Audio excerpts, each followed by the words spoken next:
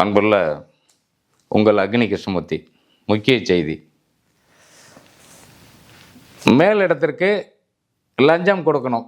அந்த மேலிடம் யார்? இதை பெருமாள் எம்இ இன்ஸ்டியூட் தான் சொல்லணும். அந்த செய்தி தான் இப்போ முக்கியமான செய்தியாக நம்ம இந்த காணொளி யூடியூப் சேனல் வழியாக வெளியிடுறோம். திருநெல்வேலி மாவட்டம் வள்ளியூர் வட்டார போக்குவரத்து பகுதி அலுவலகம். இந்த பகுதி அலுவலகத்தில் செயல்படக்கூடிய மோட்டார் வாகன ஆய்வாளர் பெயர் பெருமாள். இவர் அந்த பகுதி அலுவலகத்தில் 2 ஆண்டு காலமாக வேலை பார்க்குறார். 2 ஆண்டு காலத்தில் இவர் நிறைய லஞ்சத்தை வாங்கி குமிச்சிட்டே இருக்கார். ஒரு வாகனம் பதிவுக்கு வந்தால், மோட்டார் சைக்கிளாக இருந்தால் ஒரு குறிப்பிட்ட லஞ்சம். ஒரு 20 லட்ச ரூபாய்க்கு ஒரு வாகனம்னா அதற்கு ஒரு பணம், 40 லட்ச ரூபா வாகனம்னா அதற்கு ஒரு பணம். அங்கே இருக்கிற 15 டிரைவிங் ஸ்கூலில் ஒரு சிலர் இவர் கேட்ட காசை கொடுத்துட்றாங்க, ஒரு சிலர் தர மறுக்கிறாங்க. ஆட்டோ கன்சல்டிங் வச்சிருக்கக்கூடிய லாரன்ஸ் என்பவர் இவருக்கு ரொம்ப பிட்டானவர். அவர் அந்த பகுதியில் கவுன்சிலராக இருக்கார். அங்கேயே அவர் சொந்த ஊர் வள்ளியூரே சொந்த ஊர். அந்த பகுதியில் மக்கள் செல்வாக்கு பெற்றவர். அவர் வட்டார போக்குவரத்து அலுவலகத்தினுடைய பொதுமக்களுக்கு தேவையான வேலைகளை செஞ்சு கொடுத்துட்ருக்காரு. அவர்கிட்ட ஒரு 40 லட்ச ரூபா வாகனம் வருது பதிவு செய்வதற்காக. அந்த பதிவு செய்வதற்காக வரக்கூடிய வண்டிக்கு இவர் லஞ்சமாக 20,000 ரூபாய் கேட்குறாரு. அவர் அதை அப்படியே கடந்து போயிடுறாரு. இதற்கு இடையில் 2 பேரும் ஃபோனில் உரையாடுகிறாங்க, பேசிக்கிறாங்க. 20,000 ரூபா பணம் கட்டினா என்னாச்சு? அந்த வண்டி எப்போ வரும்? பேப்பர்லாம் எப்போ வரும்? பணத்தை கொடுத்துட்டு பேப்பர் அப்புறம் உள்ளே கொடு, அப்டேட்டை வாங்கிட்டு வா, ஆர்டிஓ பாரு.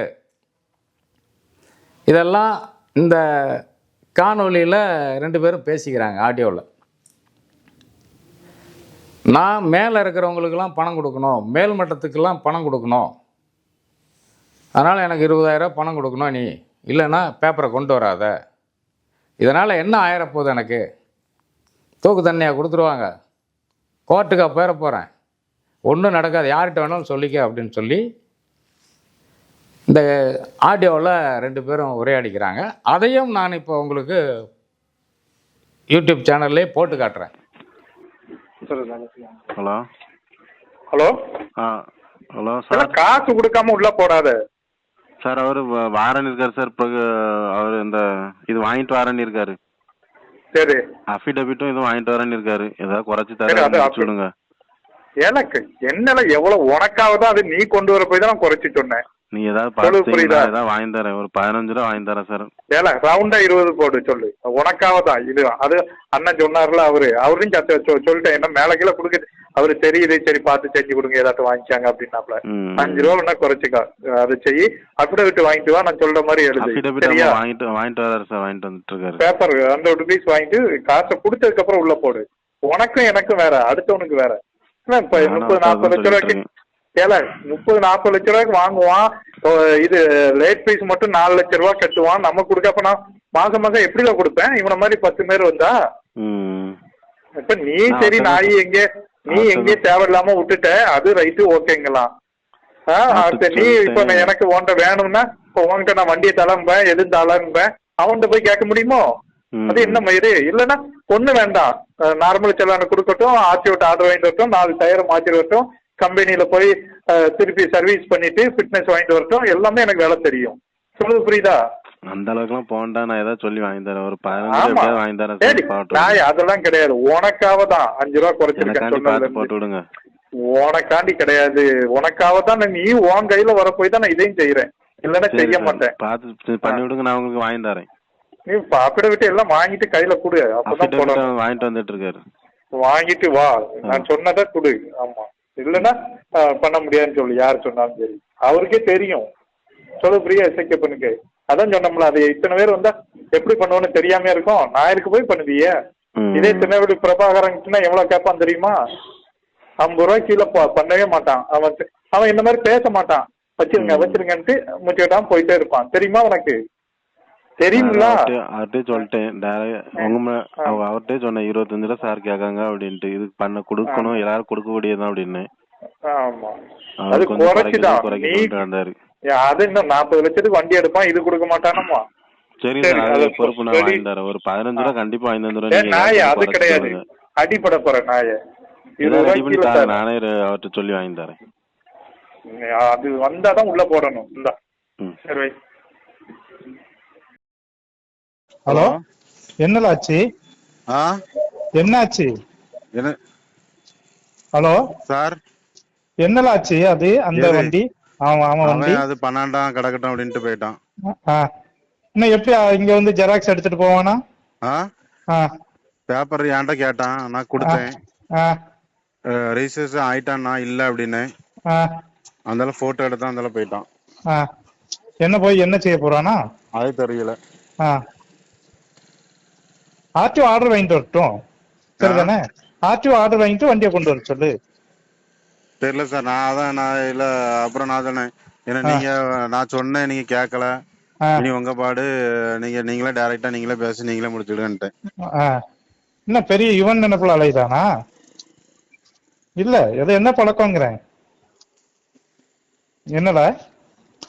நான் சொல்லிட்டேன் சார் அவர்கிட்ட. இங்க உள்ள இல்ல, நிலவரத்தெல்லாம் சொல்லியாச்சு. முன்னாடி வச்சு பேசியாச்சு. அப்புறம் எஸ்ஐகே பண்ணும், சரிண்ணா ஏதாட்டும் பார்த்துட்டு செஞ்சு கொடுங்கண்ணா, செஞ்சு கொடுங்க சார், எஸ்ஐகே பண்ணுன்னு சொன்னாப்புல. ஆமா, அதுக்கே முடியாம இது பண்ணிட்டு இருந்தோம்னா அப்ப 40 லட்சம் வண்டி வாங்குறான், என்ன பெரிய இதா பண்றான். 15 ரூபா தாரேன்னாரு. அதை வாங்கிட்டு நாளைக்கு வண்டியை கொண்டு வர சொல்லு, சரியா? போட்டு தரேன். நான் அவர்கிட்ட சொல்லிடுறேன் சார், அது நீங்களே பாத்துடுங்க. நீ தானே கொண்டு வந்த? நான் கொண்டு வந்தேன், அவரு நம்ம சொல்லவே கேட்கல. அதுக்கப்புறம் அவர் பாடு, அவரு என்ன பண்ணிட்டு போறாரு. அது அஃபிடவிட் எல்லாம் வச்சிருக்கல, வச்சுட்டு அதுக்கப்புறம் இது பண்ணு. வச்சாச்சு, நேத்து அன்னைக்கே வச்சாச்சு. சரி, அப்ப காலைல கொண்டு வா, அதை வாங்கிரு, கொண்டு வா, நான் போட்டு தரேன், சரிதானே? சரி சார், நான் சொல்லுங்க அவர்கிட்ட. ஆமா, அது இதுன்னு பண்ணதா இருந்தா எனக்கும் தெரியும். என்ன மிஞ்சி போனா ஒரு கேஸ் தானே ஆகும். சொல்லுது, புரியுதா? சும்மா இல்ல, நீ வேற நம்ம வேற இவனா இருந்தா உயிரா போகுது. இன்னும் பெரிய மயிறு 50 லட்சத்துக்கு வண்டி வாங்குறானுலாம். இல்ல, நமக்கு மாசம் எவ்வளவு கொடுக்கணும்னு தெரியாது உனக்கு? சரி சார், நான் அவர்கிட்ட சொல்லி பாக்கேன். ஆமா, வாங்கிட்டு நாளைக்கு காலைல கொண்டு வந்தேன்னா போட்டு தரேன், சரியா? சரி சார். சரி, ரைட். இது போன்ற அதிகாரிகள் தவறு செய்வதால் பல அதிகாரிகளுக்கு கெட்ட பேர். இந்த பெருமாள் இன்னொரு வார்த்தையும் விட்டுருப்பார். இன்னொரு அதிகாரியை குறிப்பிட்டு, அங்கே போனால் 50,000 கேட்பாங்க, நான் 20,000 தானே கேட்குறேன். இன்னொரு அலுவலகத்தை பற்றி இவர் சொல்கிறார். புரிய மாட்டேங்குது. ஒரு ஏரியாவில் இருக்கிற வண்டி அவருடைய ஆதார் கார்டு எங்கே இருக்குதோ அங்கே தான் வந்துட்டு ரிஜிஸ்ட்ரேஷனே பண்ண முடியும். இன்னொரு அலுவலகத்துக்கு போய் பண்ண முடியாது. ஆனால் இன்னொரு ஆஃபீஸரையும் இழுத்து வைக்கிறாரு, தேவையில்லாமல் அவரை கொண்டு வர்றாரு. நான் தானே சிக்கனேன், நீ சிக்கடா அப்படிங்கிற மாதிரி. நல்ல அதிகாரிகளுடைய பெயரையும் இது போன்ற அதிகாரிகள் கெடுக்கிறாங்க. ஆணையர் கவனத்தில் எடுத்து தமிழ்நாடு முழுக்க யார் ஒழுங்காக வேலை பார்க்குறாங்க, யார் யார் லஞ்சம் அதிகமாக வாங்குறாங்க, அரசுக்கு வரக்கூடிய வருமானம் செக் ரிப்போர்ட்டு, இதை யார் அதிகமாக பண்ணி கொடுக்குறாங்க, யார் ஒழுங்காக வேலை செய்கிறாங்க, நான் சொன்ன அதாவது அதிகாரி ஆணையர் உத்தரவுக்கு யார் கட்டுப்படுறாங்க, இதெல்லாம் ஆணையர் கவனிக்கணும். ஆணையரை பொறுத்தளவில் இதை கவனிக்காதனால தான் இது மாதிரி ஒரு சிக்கல்லாம் ஏற்படுது. பொதுமக்கள் மத்தியில் ஒரு கெட்ட பேர் ஏற்படுது. பொதுமக்கள் மத்தியில் சில அலுவலகங்களில் 2 பேர் வேலை பார்க்குற இடத்துல, எம்இ இன்ஸ்பெக்டர் வேலை பார்க்குற இடத்துல ஒருத்தர் கூட இருக்கிறதில்ல. அங்கே மக்கள் பணியே தோய்வடைந்து போயிருக்கு. வருமானம் எப்படி வரும் அரசுக்கு? இதை கவனத்தில் வச்சுக்கணும் ஆணையர். பல அதிகாரிகள் மன உளைச்சலோடு இன்றைக்கி வேலை பார்த்துட்டு இருக்காங்க. என்ன காரணம்? ஆட்கள் பற்றாக்குறை, பணியிடம் நிரப்பப்படாமையே இருக்குது. 21 பேரை வந்துட்டு இப்போ வீட்டுக்கு அனுப்பிச்சி வச்சுட்டீங்க. அவங்கெல்லாம் இப்போ எங்கே போவாங்க? சம்பளம் கிடையாது, அட்டண்டன்ஸு கிடையாது. ஏற்கனவே இருந்த இடத்துக்கு அவர்களை ஏதோ ஒரு இடத்துல ஆர்டிஓவாக அந்த போஸ்டிங் போட்டிருக்கலாம். போடாமல் இன்னைய தேதி வரைக்கும் அவங்கள அப்படியே நிறுத்தி வச்சுக்கிட்டே இருக்கிறாங்க. இதற்கு என்ன காரணம்? தமிழ்நாடு பூரா மினி பஸ்ஸு இப்போ பரபரப்பாக ஓடிட்டுருக்கு. இந்த மினி பஸ்ஸு ரூட்டே வந்துட்டு சில அதிகாரிகள் தடுமாறுறாங்க. ஒரு 30 வாகனத்தை மினி பஸ்ஸை போடணுன்னா 15 ரூட்டு தான் இருக்குது. ஊருக்குள்ளே இடமே இல்லை. 25 கிலோமீட்டருக்கு இடமே கிடையாது. ஒவ்வொருத்தரும் அதிகாரிகள் பூரா மன உளைச்சலில் வேலை பார்த்துட்டு இருக்காங்க. தயவுசெய்து இந்த லஞ்சம் வாங்கி கொடுக்கக்கூடிய மேல்மட்ட அதிகாரிகள் யார்? டிசி இதை சரியாக கவனிக்கணும். டிசியே வாங்குறாரா, இல்லை அமைச்சர் வாங்குறாரா, இல்லை ஜேடிசி வாங்குறாரா, இல்லை டிடிசி வாங்குறாரா? இந்த பெருமாள்கிட்ட நீங்கள் கண்டிப்பாக இதை வந்துட்டு என்கொயரி பண்ணணும். பண்ணி இதற்கு ஒரு தீர்வு கண்டிப்பாக கிடைக்கணும். லஞ்சம் வாங்கக்கூடிய அதிகாரிகள், பிடிபட்ட அதிகாரிகள் எல்லாருமே ஏதாவது ஒரு கதையை சொல்லி முடிச்சுக்கிறாங்க. உண்மையாக நேர்மையாக இருக்கிற அதிகாரிகள் மன உளைச்சலோடு இருக்காங்க. நம்ம இந்த காணொளியில் இந்த யூடியூப் மூலிமா சொல்கிறது என்ன விஷயங்கள்னா, நேர்மையாக அதிகாரிகள் இருக்கிறவங்க தப்பு பண்ணணும்னு நினச்சிட்டா எந்த அதிகாரியும் கண்டுபிடிக்க முடியாது, போலீஸும் கண்டுபிடிக்க முடியாது. ஆனால் நேர்மையாக இருக்கிற அதிகாரிகளை தப்பு பண்ணுறதுக்கு அரசாங்கம் தான் தூண்டுது. இந்த அரசை பொறுத்தளவில் நிறையா முதலமைச்சர் செய்கிறேன்னு சொல்லிகிட்டு இருக்கார். பல அதிகாரிகளுக்கு கார் கிடையாது, வாகனத்தை ஓட்டக்கூடிய டிரைவர் கிடையாது. நாம் பல முறை இதை சொல்லிகிட்டே வந்துட்டு இருக்கோம். இதை கேட்குறதே கிடையாது. அதிகாரிகளுக்கு பாதுகாப்பு இல்லை, பாதுகாப்பு இல்லைன்னு பல முறை நாம் கத்திட்டோம். பெண் அதிகாரி டோலில் தனியாக நிற்கணும், செக்குடு ரிப்போர்ட்டு கொடுக்கணும், ஃபைன் அமௌண்ட்டை போடணும். ஆண் அதிகாரி தனியாக நிற்கணும், செக்கிங் வாகனத்தை தணிக்கை பண்ணணும். கூட துணைக்கு ஒருத்தருமே இருக்கிறதில்ல. சமீப காலத்தில் தென்காசியில் செக் போஸ்ட்டில் குமாருங்கிறவரை கொலையே பண்ணிடுன்னு சொன்னாங்க. அதுக்கு எந்த விதமான ஒரு பதிலும் இல்லை அரசாங்கத்திட்டிருந்து. இந்த சூழ்நிலையில் ஒவ்வொரு அதிகாரிகளும் வாழ்ந்துட்டுருக்காங்க. தயவுசெய்து மேலிடம் யார், யாருக்கு லஞ்சம் வாங்கி கொடுக்குறாரு, இதை அதிகாரிகள் கவனிப்பாங்களா, நடவடிக்கை எடுப்பாங்களா? ஆணையர் என்ன செய்ய போகிறாரு? காலி பணியிடங்களை உடனே நிரப்புவாரா? அமைச்சர் கவனத்துக்கு கொண்டு போவாரா? நாம் தொடர்ந்து வலியுறுத்திட்டு வந்துக்கிட்டே இருக்கோம்.